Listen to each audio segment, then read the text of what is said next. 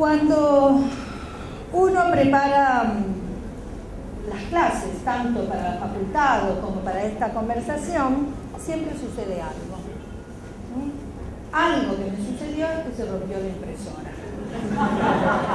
Por eso traigo un papel escrito así. ¿Y qué es lo que hice? Saqué la foto del cuadro, pero se ve que mi pulso no es muy bueno. Pero vamos a ir viéndolo. El cuadro terminó siendo esto, para que ustedes vean. Ustedes me han preguntado mucho sobre la cuestión de las organizaciones, ¿no? Y yo quiero comentarles algunas cosas sobre las formas de organización. Los trabajadores que se reunían en las sociedades de resistencia y en los gremios tenían que realizar una tarea que es una tarea ardua. En primer lugar, tenían que trabajar 9 horas o más, porque las 8 horas fueron conquistas, 8 horas de trabajo, 8 horas para dormir y 8 horas para lo que uno quiera hacer. Fue una conquista, y si bien es cierto que rápidamente aparece en la legislación, lo cierto es que esa legislación no se aplica en todo el territorio, porque las leyes, y acá ya empezamos a discutir en parte los cambios posteriores, las leyes que se dictaron por lo menos en las primeras 3 décadas del siglo XX eran leyes que se aplicaban en la capital federal y en los territorios, que eran donde tenían jurisdicción la nación. Las provincias mantenían ciertas prerrogativas. Y esto es un problema. Es un problema en la época. Que puede ser positivo si tuviéramos gobernadores que hacen reformas significativas, pero que a veces no juegan ese juego. Entonces, la organización de una sociedad gremial era el resultado de una actividad que se realizaba fuera del horario de trabajo, en el momento de descanso. Y por lo tanto, ese trabajador, digo en su mayoría varones, pero hubo militantes mujeres, y se organizaron, los socialistas organizaron, y las mujeres socialistas organizaron los gremios femeninos. Esos trabajadores varones también le robaban tiempo al tiempo libre para esa organización. Por lo tanto, era una militancia que estaba organizada bajo la idea del sacrificio.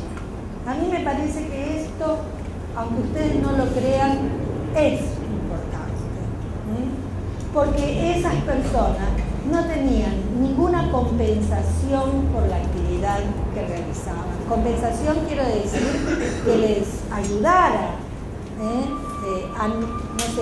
a dedicar su tiempo a la organización. Y esto paulatinamente va a ir generando un conflicto que me parece que tiene que ser discutido, y que es la separación entre dirigentes y bases. ¿Sí? Que es un problema, pero que es un problema que está articulado también con beneficios que hacen más llevadera, en un punto, no digo llevadera porque, bueno, un dirigente gremial tiene licencia gremial, ¿verdad? Algunos sí, bueno, pero en ese momento no había licencia gremial. Entonces, el trabajo militante era un trabajo articulado sobre la noción de sacrificio. Y también quiero decirles otra cosa. que por más que los militantes anarquistas y socialistas insistían, los comunistas también, pero después, y los sindicalistas también, los de la corriente sindicalista, no porque estén en un gremio, ahora les cuento eso, aunque trabajaban alrededor de esa cultura del trabajo, del esfuerzo, del sacrificio para la organización y la transformación de la sociedad, muchas veces las personas no tenían eso. Les cuento algo cómico. Por ejemplo, los anarquistas organizaban un picnic, ¿no? Y en el picnic resulta que querían que leyeran, no sé, Máximo Gorki, ¿sí? O que hicieran una representación teatral. Y ellos lo que querían era bailar. Ponían una polca, sacaban los revólveres, tiraban tiros y bailaban, ¿no? Y entonces, ¿qué pasaba? Eso estaba en oposición al sentido moral, ¿no es cierto?, que ellos propugnaban. Esto es parte de la vida cotidiana y de la organización. Y estas son las cosas con las que lidiaban esos organizadores. Entonces, esas organizaciones sindicales eran organizaciones que muchas veces efímeras, que aparecían y desaparecían, porque se requería ese esfuerzo de organización. Otra cuestión, las organizaciones sindicales vivían por la cotización de sus afiliados. Detalle, tenían que sacar de su salario para pagar la cuota. Por eso hay diferencias entre números de afiliados y cotizantes. Muchas interpretaciones del movimiento obrero ven a esto como un déficit. Pero la verdad que llama la atención la cantidad de cotizantes que había.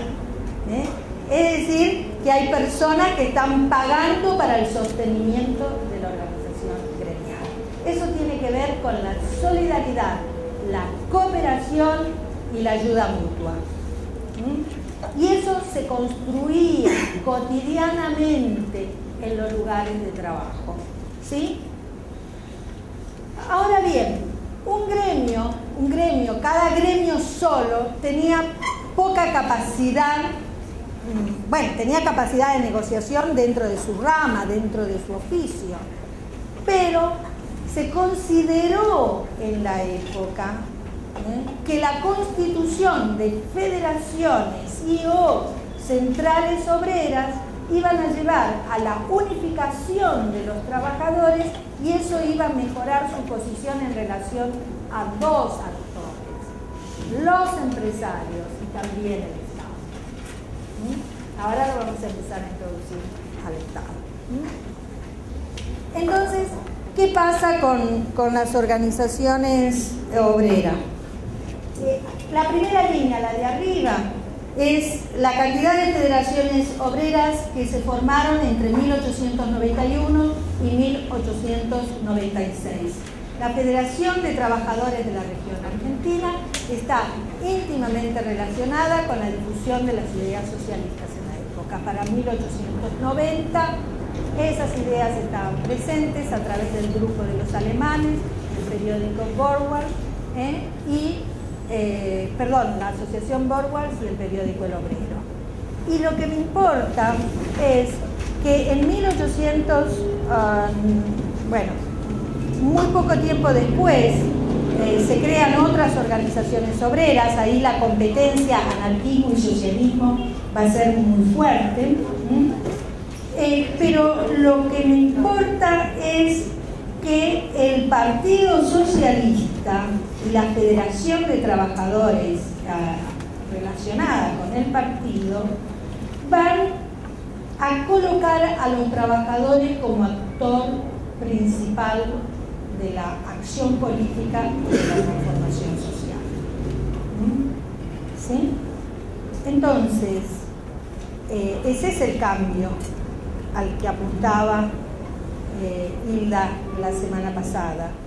Y en la declaración de principios del Partido Socialista dice: y cito textualmente, que la clase trabajadora es oprimida y explotada por la clase capitalista gobernante, que esta, la clase gobernante, dueña como es de los medios de producción y disponiendo de todas las fuerzas del Estado para defender su privilegio, se apropia la mayor parte de lo que producen los trabajadores. Solo les deja lo que necesitan para seguir sirviendo. Y después dice, por el camino de la organización, el proletariado podrá llegar al poder político, constituirá esa fuerza y se formará una conciencia de clase. Y después pone el programa mínimo, y estoy hablando de 1898 en este momento. Programa mínimo, jornada de 8 horas para los adultos, 6 para los jóvenes, entre 14 y 18 años. Prohibición del trabajo industrial de los menores. Descanso obligatorio de 36 horas continuas por semana. Miren esto. Igualdad de producción, igualdad de retribución para los obreros de ambos sexos. No existe hoy no existe, ¿sí? Y saben, acá sí pongo una posición. Mi interpretación del Partido Socialista hacia fines del siglo XIX con respecto a las mujeres es que es radicalmente transformador, porque en su programa mínimo utiliza 3 cuestiones que son fundamentales para las mujeres: la igualdad de retribución por igual trabajo, el voto para las mujeres y los derechos civiles para las mujeres. Por ejemplo, poder divorciarse. Por ejemplo, poder hacer lo que quiera con su salario, una trabajadora. Porque una trabajadora, a principios mujer del siglo XX, después en la práctica eso se discutía, pero de acuerdo al Código Penal y por ser considerada menor, tenía que hablarlo con su papá, con su hermano o con su esposo. Por eso las mujeres anarquistas hicieron un periódico, La Voz de la Mujer, decía: sin Dios, sin patrón, sin marido. ¿Sí? Fíjense que cruzo, pero los anarquistas, que eran muy verborrágicos para la cuestión de, sobre todo del amor libre, cuando se trataba de que las mujeres reclamaran por sus derechos, eran muy contradictorios. A veces las apoyaban, pero a veces también les decían: ¿qué quieren ustedes? Ser, qué sé yo, no sé, una militante obrera. ¿Quién va a barrer la casa? ¿Quién va a planchar? ¿Quién va a cocinar? Y discúlpenme, ese es un tema también vigente hoy, que hace a las relaciones de varones y mujeres en el mundo del trabajo. ¿Sí? ¿Quién hace qué cosa? Una obrera del frigorífico Swift me decía: el que llega primero hace, pero lo cierto es que cuando ella llegaba lavaba la ropa para los obreros de los frigoríficos que vivían solos, y su marido le tocaba la badalaica mientras ella trabajaba, porque era una obrera lituana. ¿Sí? O sea, él estaba en otra dimensión. Pero sigo. Reglamentación higiénica del trabajo industrial, 1898. Limitación del trabajo nocturno, prohibición del trabajo de las mujeres en lo que haga peligrar la maternidad y la moralidad. Y esto yo no lo voy a desarrollar ahora, si ustedes quieren me preguntan después. Es uno de los temas centrales. A la mujer hay que protegerla porque va a parir, va a ser la madre de la nación, tiene que tener chicos fuertes, y además hay que protegerla porque como se la considera menor, puede prostituirse. Como está sujeta a la pasión, no es racional, puede caer en las garras del capricho. Es muy interesante eso, pero no puedo extenderme. Miren, creación de tribunales nombrados mitad por los obreros, mitad por los patrones, para solucionar las diferencias entre unos y otros. Están escuchando, ¿verdad?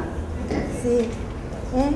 Responsabilidad de los patrones en los accidentes de trabajo. Estoy solamente leyendo el programa mínimo para trabajadores. Reconocimiento legal de las asociaciones obreras, porque las asociaciones obreras no eran legales y no lo fueron hasta la ley de asociaciones profesionales prácticamente. Abolición de las leyes de conchavo y de vagancia. Me preguntaron antes cómo esto se mantenía. Y fíjense, reconocimiento de los derechos de ciudadanos a los extranjeros para que tengan un año de residencia en el país, porque muchos trabajadores eran extranjeros. Los socialistas pensaban que a partir del partido político podían transformar la sociedad gradualmente, a través del diálogo y la intervención del Estado podía modificarse la situación de los trabajadores, y ellos aspiraban a que los extranjeros votaran. Pero los extranjeros obtenían las cosas sin necesidad de nacionalizarse y por lo tanto nunca constituyeron una masa de votantes para el Partido Socialista ni para ningún otro partido. Entonces, fíjense, la Federación de Trabajadores de la Región Argentina, algo que vos me habías preguntado, ¿no es cierto?, está relacionada con la difusión, primero, con la organización de los trabajadores en su gremio, con la afiliación a una de las ideologías políticas disponibles, porque había varias, y a su vez el Partido Socialista en su programa mínimo tiene una, ¿cómo se dice? Un programa, tiene una propuesta, una plataforma política que incluye los derechos de los trabajadores. Y con esto cierro. ¿Saben lo que yo extraño de la política? Las plataformas de los partidos. Que nos digan qué van a hacer. Soy antigua en ese punto. Yo quiero que me digan eso. ¿Qué vas a hacer cuando seas gobierno? Porque con eso me vas a convencer. Levantaron la mano. ¿Sería la Carta Orgánica Nacional? Es el programa mínimo, porque los partidos tendríamos que hacer otra reunión para hablar de la organización del propio partido, porque el partido no es la Federación de Trabajadores. Las federaciones obreras tienen relaciones conflictivas con el propio partido político. Pero quiero aclarar también esto, lo que le pasa al Partido Socialista como partido político y las organizaciones obreras en cuanto a ensamblaje, le pasa a todos los partidos políticos que interpelan a los trabajadores. El Partido Socialista interpela a los trabajadores, el Partido Comunista interpela a los trabajadores y tienen esas dificultades en la relación de organizaciones gremiales y conducciones políticas, ¿no? Porque además muchas veces en las conducciones políticas, ahora estoy hablando en general de estas dos fuerzas, ¿no? Predominan personas que no vienen de esa tradición obrera. Y entonces se generan ahí cortocircuitos que muchas veces han terminado en divisiones y tensiones al interior de la fuerza política. Pero como yo siempre digo, es mejor lidiar sabiendo que existen esas diferencias a ignorarlas, ¿no? Alguien levantó la mano. Si voy a profundizar un poco más la cuestión de las colectividades extranjeras, digamos, en el trabajo. Sí, voy a ver, me gustaría cerrar esta cuestión de las organizaciones sindicales hasta el 30 y lo que les propongo es que ustedes hagan esas preguntas para el momento, para cuando regrese, así no me disperso en este momento, pero escribíla, me las das y yo voy contestando. ¿Les parece bien? Bien. Entonces, hacia estas organizaciones anarquistas, porque bueno, todos, bueno, no sé si saben, pero digo, es del sentido común que el anarquismo está contra el Estado y contra la organización, ¿no? Ahora, contra las organizaciones, el triunfo de los organizadores hace que las organizaciones gremiales se den, son organizaciones. Y ellos también van a formar sus propias federaciones.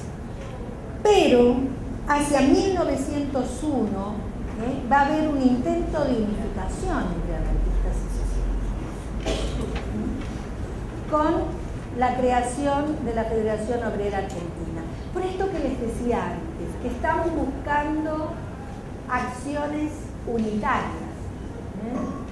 Ahora, las acciones unitarias también generan discusión, porque ¿con el programa de quién? Entonces, a veces llegan a acuerdos mínimos, y cuando no llegan a esos acuerdos mínimos, se separan. Y esto pasó 3 años más tarde, después de la unidad, en la que la Federación Obrera Argentina se separó ya en la FORA, que va a sigue hasta hoy, la FORA con algunas variantes, ¿no? Sigue hasta hoy, y la UGT, que es la Unión Gremial de Trabajadores, que es socialista. Y acá pongo entre paréntesis una cuestión importante, que es que cuando se conforma la Unión Gremial de Trabajadores socialista, se organiza por un breve tiempo la Unión Gremial Femenina, porque se consideraba que tal vez era mejor que las mujeres estuvieran separadas para estimular la organización. Tanto anarquistas como socialistas, como comunistas, como sindicalistas, pensaban que la no organización de las mujeres era un problema para la propia organización gremial, porque si no se organizaban no tenían acompañamiento en la lucha. Pero lo cierto es que la forma de sociabilidad masculina del sindicato, con tiempos de trabajo por fuera del horario de trabajo, con obligaciones familiares que no eran repartidas,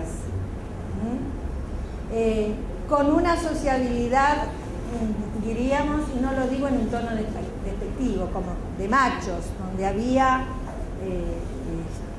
peleas frecuentes, hacía que muchas mujeres no fueran a los sindicatos.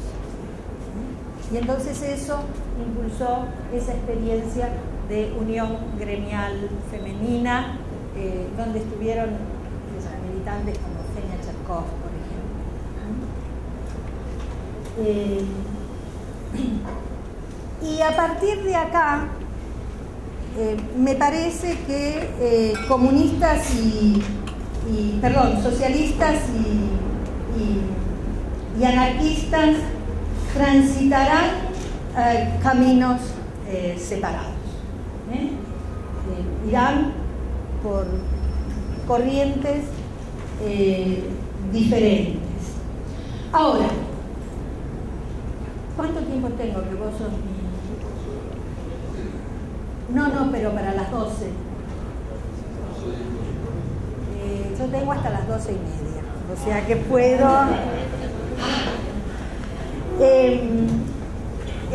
a ver, queda claro un poco hasta acá para ver si puedo cerrar con los cambios para la aparición de los comunistas y que vayamos en la tarde a la CGT y el peronismo.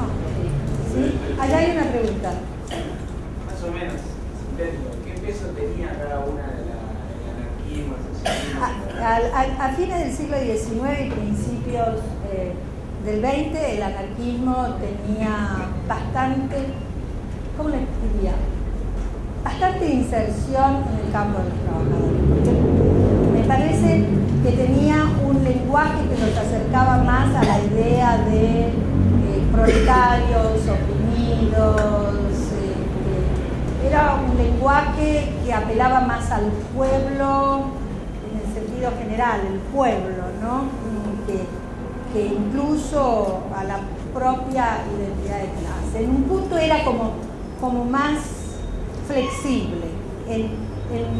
Los socialistas, en ese sentido, las prácticas socialistas eran un poco más rígidas en ese sentido. Hacia principios del siglo XX se va consolidando la presencia socialista y hay un fenómeno que también es de carácter político. Ustedes piensen que en 1904 se produce una de las reformas electorales que van a ser importantes, yo no puedo contar los detalles acá, pero que permite el ingreso de Alfredo Palacios al Congreso. Y el ingreso de las representaciones socialistas al Congreso es muy importante porque va a ser el pilar donde ellos van a promover toda una serie de leyes, de reformas que están estrechamente asociadas con el mundo del trabajo.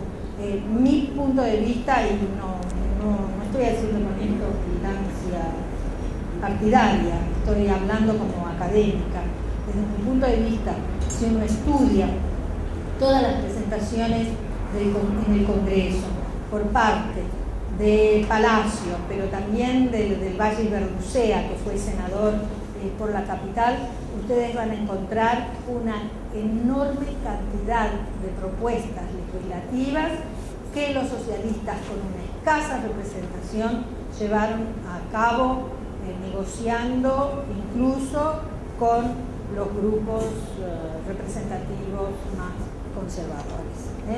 Y no se puede hablar de legislación laboral en la Argentina si no se tiene en cuenta esa presencia legislativa en el Congreso. Entonces, en ese sentido, ya por razones políticas también, esa presencia en el Congreso Nacional hace que tengan también el mayor peso. Lo que pasa es que rápidamente aparecen los sindicalistas que van a plantear la autonomía del sindicato, el alejamiento de la vida política, los va a llevar a ser reticentes incluso a la intervención del Estado, aunque van a negociar en muchos casos con los gobiernos de turno.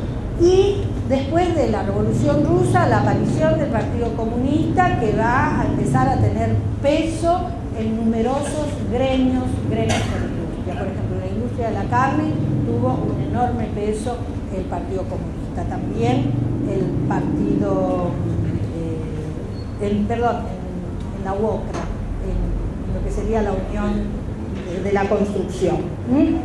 Entonces, los trabajadores, y esto es lo que me parece que es importante, los trabajadores van a organizar federaciones y organizaciones sindicales, y ellas ponen en la mesa de discusión esas diferencias políticos, ideológicas que implican discutir sobre lo que les decía antes, formas de organización. Mientras que los anarquistas eran partidarios de la huelga general revolucionaria, como al cual también van a adherir los sindicalistas, los socialistas piensan que hay que encontrar el momento oportuno para la huelga.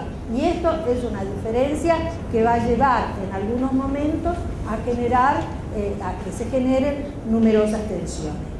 En todo caso, no hay un camino marcado de antemano para lo que van a hacer las organizaciones. La van haciendo al calor de las tensiones políticas. Estamos hablando de anarquismo, digamos, inserción por el tema del lenguaje.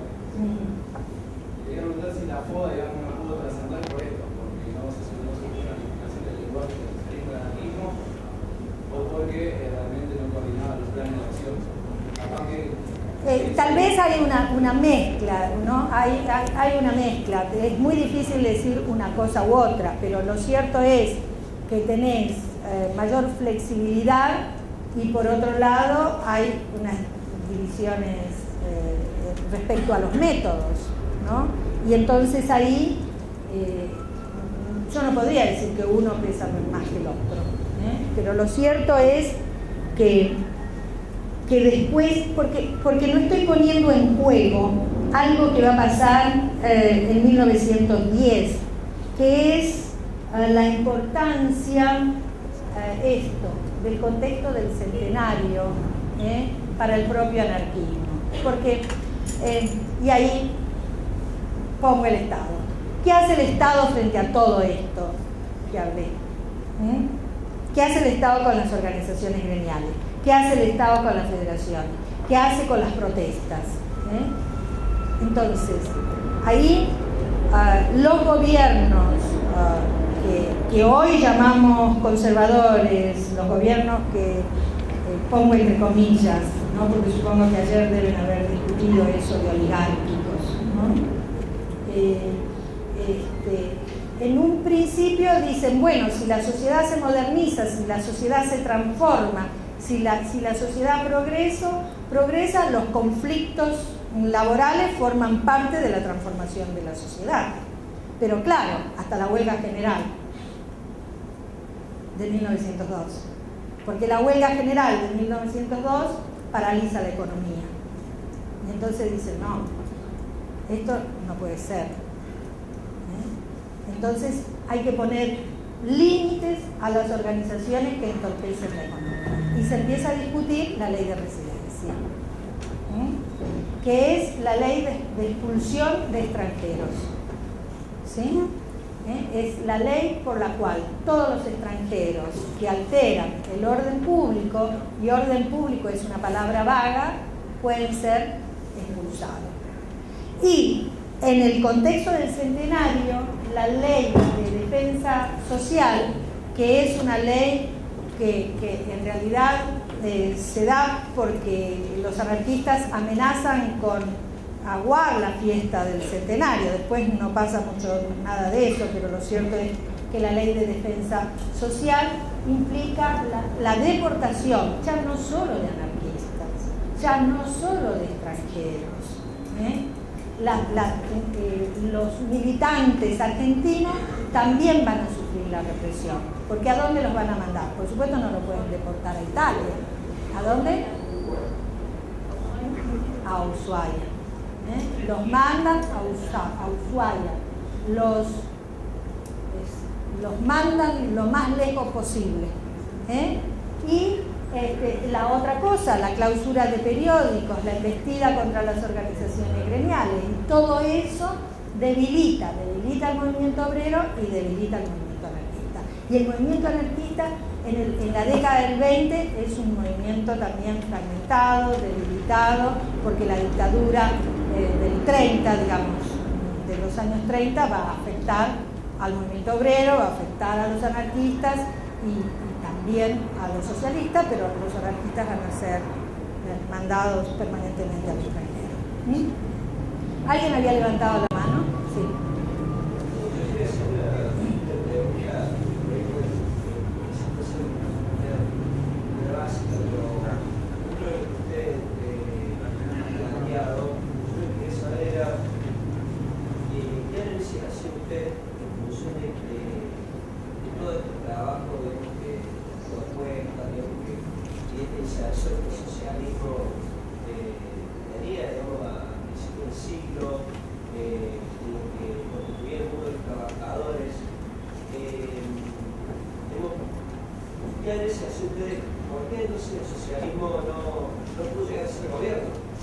Bueno, el socialismo fue gobierno en algunas comunas. Yo planteo en el sentido de si fue por errores de unificación o por errores, digamos, de que tenía una profunda llegada a la mujer y justamente las mujeres no pueden votar. Digamos, si tenía que ver con ese tipo de factores, ¿qué género es usted? A ver, la verdad que no me puse a pensar específicamente por qué el Partido Socialista no triunfa, porque yo digo, por estas cosas de que uno hace estudios más fragmentados, no he pensado en el Partido Socialista, a mí, pero ahora es una hipótesis que podemos discutir, ¿no? A mí me parece que el Partido Socialista ha tenido propuestas muy interesantes de organización de los trabajadores, de organización del gobierno municipal, por ejemplo, del lugar de los municipios respecto a descentralización del Estado, y ha construido una organización importante en la capital federal y en algunas provincias. Es decir, esto le bastó al Partido Socialista para que en los años 20, es decir, ustedes tienen que pensar que en 1916 se producen las primeras elecciones a partir de la reforma de la ley electoral, llega el radicalismo al gobierno, los dos gobiernos radicales. Entonces, en la década del 20, el Partido Socialista no hace una mala performance en la capital federal, ¿no? En ciudades como Mar del Plata logran el gobierno municipal. Berisso, que es una localidad que yo he estudiado por los frigoríficos, donde el 75% eran extranjeros, ahí no votaban los extranjeros, ¿verdad? Pero los socialistas tenían una buena cantidad de votos en el cuartel octavo. La Plata ahora es cuartel octavo, ¿no? En ese cuartel industrial. Y el golpe del 30 es un elemento importante para pensar la política. ¿Por qué? Porque en primer lugar, las actividades partidarias como que se ralentizan. Digo, ustedes no tienen elecciones permanentemente, ¿no? Aunque hay algunas, ¿sí? Tienen de nuevo la represión de las organizaciones gremiales e inmediatamente el golpe de 1943. Tenés las divisiones por la guerra. El año 1935, por ejemplo, para la CGT va a ser importantísima, porque la CGT se va a dividir y de nuevo entre socialistas y comunistas por un lado y sindicalistas revolucionarios por el otro. Y después tenés el contexto de la Segunda Guerra Mundial, que también los contextos internacionales, y de hecho preguntaban sobre la cuestión del impacto de las internacionales, pero digo, los contextos internacionales también impactan en la política interna. Y entonces el tema de la Segunda Guerra Mundial produce una nueva decisión en el campo de los trabajadores, de la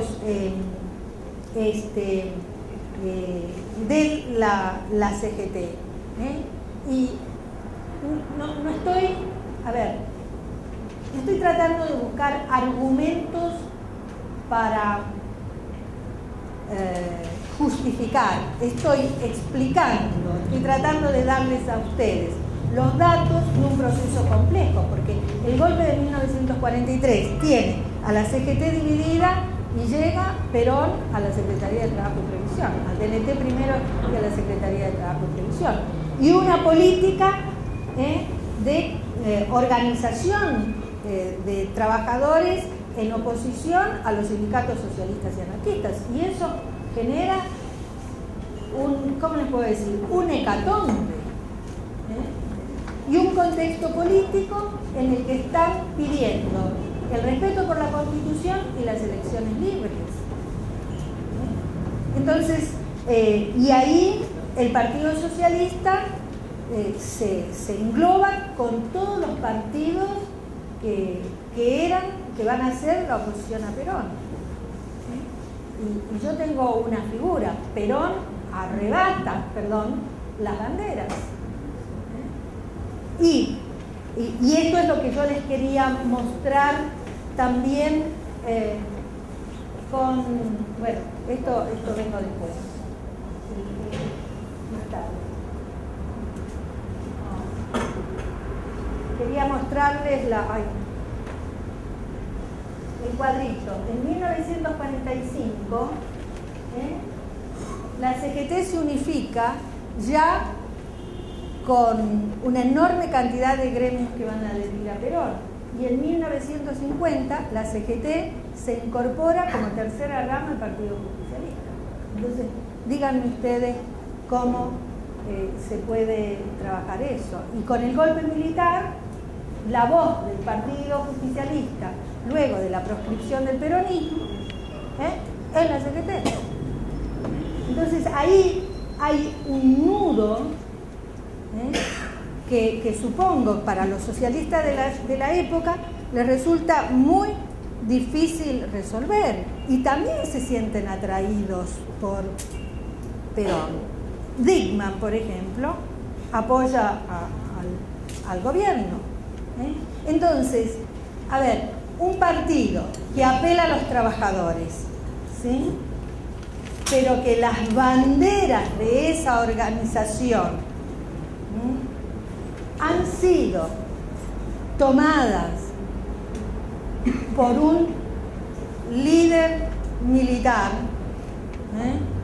y una organización gremial que pierde, que va perdiendo la autonomía. Chicos, ustedes tienen que ver lo que pasa con el sindicato de la carne. En 1943 estaban en huelga y el dirigente sindical comunista, Peter, preso. Crean el sindicato autónomo, Cipriano Reyes. ¿Sí? Cipriano Reyes. Todo el gremio de la carne se mete en el peronismo. Después, para las elecciones, crean el Partido Laborista. Gay y Cipriano Reyes con la idea de que van a mantener la autonomía de Perón. Y a los 2 años, Perón les dice, hay que disolver el Partido Laborista, y se unifican todos en el Partido Peronista. Digo, los procesos esos generan enormes dificultades para las organizaciones políticas y sindicales. Ahora, yo no los quiero deprimir, yo lo que quiero es, lo que deseo, que mi objetivo es justamente, yo pienso que uno triunfa cuando sabe con quién está lidiando. Ahí es cuando triunfa. ¿Por qué? Porque, a ver, para darles un ejemplo, para mí, estudiosa del trabajo femenino, que ayer hayan anunciado la ley de protección de las mujeres del servicio doméstico, me parece importantísimo. Pero que no se tape el bosque, ¿no? Entonces uno ahí me parece que sí, ¿no? Esto es importantísimo. Ahora voy a ponerlo en otros términos. En el pasado, y de eso es lo que yo les estoy hablando, las representaciones socialistas en el Congreso, los temas laborales que estaban ahí, eran la vanguardia. Los otros tenían que ir por atrás y discutirlos. Bueno, ese es el desafío. Entonces, no sé si me queda algo. Una cosita por Sí. respecto a lo que decía el compañero. ¿Cuándo se debe más que nada eso del partido electoral a principios del siglo, con el socialismo, el radicalismo, que hay más o menos representado en el mismo sector social, que tiene el partido un poquito más, obviamente, más plata para los trabajadores, obviamente? Y si eso después se replica cuando la ley se empeña y el radicalismo vota, digamos, ¿cuándo se debe a eso? El éxito del partido. Bueno, pero el éxito del partido tenés que medirlo en términos limitados. El éxito del partido en 1904 es muy importante, es un tipo de votación que es por uninominal, que digamos tiene que ver con el nombre de la persona que va allí, y bueno, y allí también hubo, ¿cómo les puedo decir?, el voto de personas que no eran trabajadores. Yo creo que el éxito del partido es cuando puede interpelar a los trabajadores y puede interpelar a las personas que no se ven a sí mismas como trabajadoras, aunque lo sean.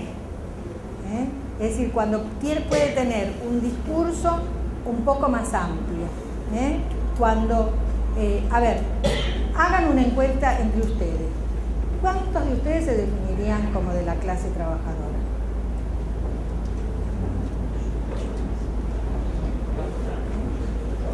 ¿Sí? Hoy, estoy hablando hoy, ¿no? ¿Y el resto qué son? Clase media. ¿Sí? Son burgueses. ¿Qué es lo que les quiero decir con eso? Que en una sociedad, esperen un poquito, en una sociedad como era la Argentina de principios del siglo, con alta movilidad social, y muchas veces diríamos con movilidad social ascendente, porque la movilidad social descendente es de fines del siglo XX, ¿sí? Con movilidad social ascendente, la interpelación al sujeto trabajador también tiene límites. Y cuando uno quiere ganar elecciones, tiene que hablarle a cada uno, voy a decirlo así, tocarle la música que le gustaría escuchar. Y entonces ahí tenés que hablarle a los trabajadores y tenés que hablarle a los otros. Yo creo que ahí es cuando el Partido Socialista saca más votos. Ahora, todos los estudios electorales dicen que en la circunscripción de La Boca, donde salió Alfredo Palacio, los conservadores también votaron socialistas. ¿Sí? Hay estudios sobre Córdoba y Rosario que dicen que los anarquistas votaban radicales. ¿Sí? Ahora, ¿para qué les estoy diciendo esto? Los trabajos de sociología electoral son muy difíciles de encontrar la correlación entre voto obrero y partido. Y les pasa al propio peronismo. Todas las discusiones sobre sociología electoral con el peronismo tienen el mismo problema, porque resulta que lo puede votar, bueno, en los últimos tiempos piensen en la Recoleta votando a Menem. Entonces digo, es muy complejo eso, pero vuelvo a insistir, me parece que la música que se toca, y cuando digo música no estoy diciendo, como decían los anarquistas, que a las mujeres solo les gustaba escuchar los sonidos del vals, porque era lo único que les interesaba de las organizaciones, ¿no? Sino estoy diciendo, en relación a demandas, en relación a derechos, en relación a satisfacción de necesidades, en relación a la educación, a todos los déficits que atraviesan muchas veces a esas clases trabajadoras que ya no se identifican como obreras y que se identifican como, no sé, de clase media. ¿Sí? Tengo que terminar porque ustedes, el mecanismo es el siguiente. Después yo voy a hablar 1 hora más para cerrar esto, pero me gustaría que hagamos el mismo sistema que utilizamos ayer.